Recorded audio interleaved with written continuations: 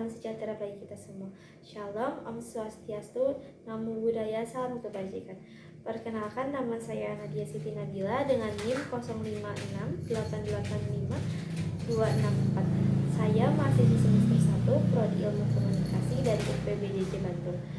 Pada kesempatan kali ini, saya akan membawakan pidato dengan tema pentingnya menjaga kesehatan mental. Sebelum kita bahas yang serius-serius, saya mau ajak kalian break sebentar. Coba angkat kedua tangannya, kemudian simpan atau tempelkan di kedua dada, pejamkan mata sebentar, dan bisikan, "Aku keren, dan it's okay to not be okay." Nah, itu dia sedikit afirmasi positif penting banget. Di tengah banyaknya tekanan dari sekolah, pertemanan, sosial media, kita seringkali lupa bahwa kesehatan mental kita juga sama pentingnya. Sama seperti handphone, kalau gak dicas dan dirawat, pasti akan cepat rusak dan burn out. Oleh karena itu, saya akan membawakan sebuah pidato dan topik pentingnya menjaga kesehatan mental. Apalagi para Gen Z nih, siapa di sini yang Gen Z? Biar bisa lebih produktif dan juga tetap kuat dengan mental yang sehat. Mari kita lihat kenyataan, kenapa sih Kemenkes sampai concern banget tentang kesehatan mental? Karena di usia saat ini, apalagi remaja, adalah masa transisi yang super penting banget. Kita lagi cari jati diri, emosi lagi naik turun kayak roller coaster, dan tekanan dari segala arah banyak banget. Berdasarkan data dari Indonesia National Adolescent Mental Health Survey pada tahun 2022, 1 dari 3 remaja atau setara dengan 15,5 juta jiwa terdiagnosis memiliki setidaknya satu gangguan mental dalam kurun waktu 12 bulan terakhir. Artinya, jika ada 100 orang di ruangan ini, berarti 30 diantaranya memiliki atau sedang berjuang melawan gangguan kesehatan mental. Data ini menegaskan bahwa ini adalah kondisi darurat yang harus kita hadapi bersama-sama. Kemudian ada beberapa gejala awal yang harus kita waspadai. Pertama, sering merasa cemas berlebihan dan sulit dikendalikan. Kita terus merasa cemas akan sesuatu yang belum tentu terjadi gitu. Kita cemas berkepanjangan.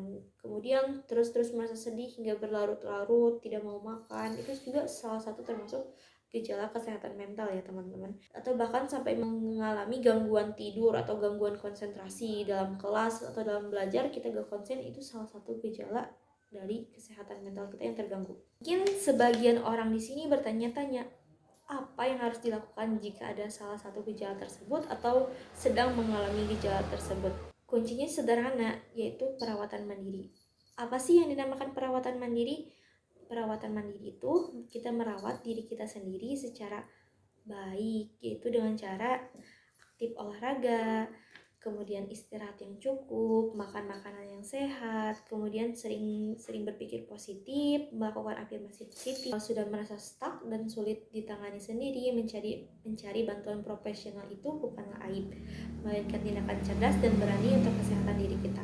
Kesehatan mentalmu sangat berharga dan ada banyak jalan keluar untuk membuatnya kembali fit dan kembali kuat. Teman-teman sekalian, kita belajar bahwa menjaga kesehatan mental adalah skill wajib dan penting yang harus kita punya saat ini. Kita juga tahu 1 dari 3 teman kita sedang berjuang melawan kesehatan mental. Ini adalah kondisi darurat yang harus kita hadapi bersama-sama. Kesimpulannya adalah selalu prioritaskan dirimu. Kenali gejala seperti kecemasan berlebih, sedih berkepanjangan, dan pahami bahwa tekanan akademis, sosial, hingga faktor genetik itu nyata adanya. Saran dari saya adalah konsistenlah dengan melakukan perawatan sederhana atau self-care seperti tidur, olahraga, dan afirmasi positif.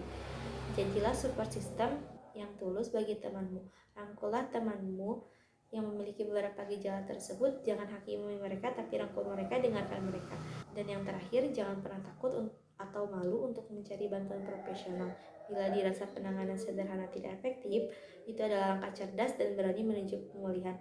Kalian semua adalah generasi yang luar biasa dengan mental yang kuat. Mari kita jaga pikiran kita, karena kamu pantas bahagia dan kuat. Sekian dari saya, terima kasih. Wassalamualaikum warahmatullahi wabarakatuh.